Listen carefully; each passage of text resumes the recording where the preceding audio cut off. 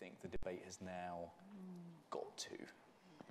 I was saying to Liam earlier that I went to Davos this year, my second year.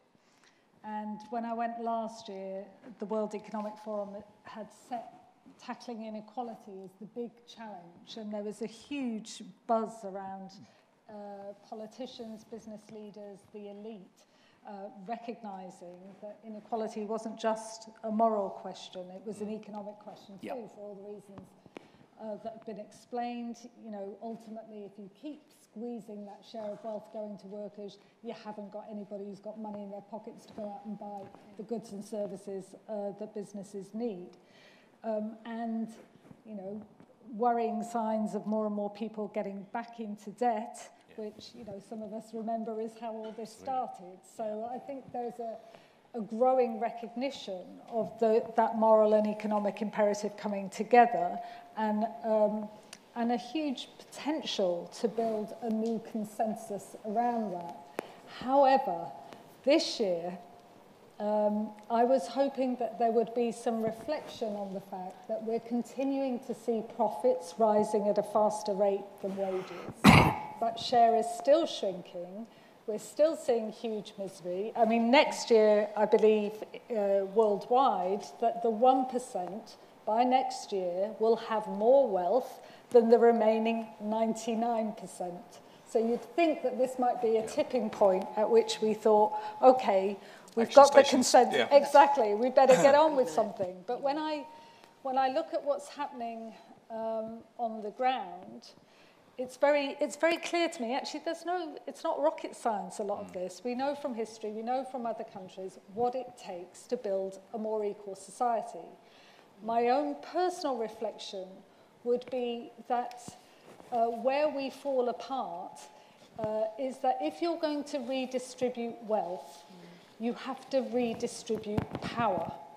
And that's the bit, I think, that the people in Davos found very difficult to get their heads around. Surprise, surprise. And, you know, what I've learned is they're human beings too. They really feel personally affronted when some of us, the little trade union group that was there, started talking about the fact that in the UK, top directors on average earn 175 times more than their workers. But people feel quite sensitive about that. We've seen that in respect of paying taxes. I don't think it's anti-business to say people should pay their taxes, whether they're, you know, corporate leaders or one of my members on PAYE. You know, but so people are very sensitive on these issues, and I think we need to get through some of that. But in practical terms, I do want us to start talking about, okay, for the longer term, we need a lot more good jobs. And for me, a good job is not being on a 0 hours contract where you're at the beck and call and on the end of a mobile phone, never knowing how you can pay your rent, how you can organise your childcare, or, you know, from the service user's point of view, who's going to be looking after you in that care home that day? Who's going to be washing you day to day? Not knowing that.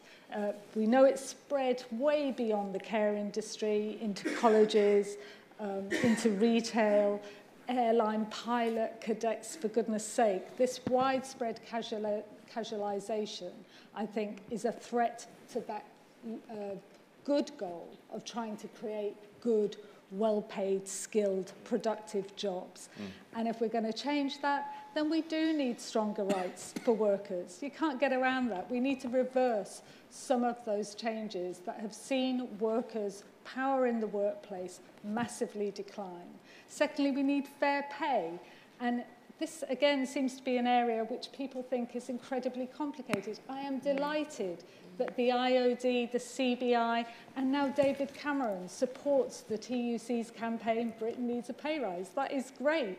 But now we need to see some action. And we know that unless we have solidarity between workers at work through trade unions, you know, it's not just us saying this, the IMF agrees, collective bargaining is one key way to shift the balance. A living wage, yes, but also a fair wage through, and that means workers having a say. And finally, I loved or your contribution. I loved some of the values that are very dear to our heart: equality, solidarity, and democracy. I loved your descriptions around creativity. I did kind of think, some of the creativity in accounting and was one of the problem areas. You're saying there's limits to creativity, right? But I would just like to end by saying I don't believe that all wisdom and all creativity and all wealth creation takes place within the confines of the boardroom. Actually, it takes 30 million workers as well. And it seems to me we can contribute huge amounts of expertise, common sense, and commitment, because in the end, the livelihoods of workers depend on the success of business. So why can't we have a little bit more democracy in the boardroom too? Fascinating. More pessimistic than optimistic this year.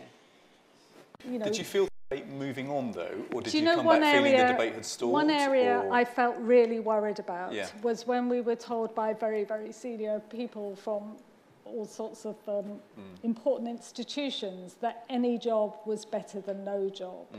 And the problem is we now know in Britain that the majority of poor children have at least one parent in work. So I'm afraid that's bust. So we need to start talking about good jobs and not be afraid and that takes you or apologetic immediately to a about that. high productivity economy. And skills and apprenticeships and all good adult stuff. learning and training, great. all has a role to play, but it's got to be done. It can't just be enlightenment from the elite.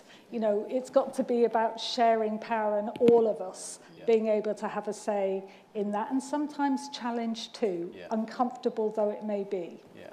Excellent. So Xavier, my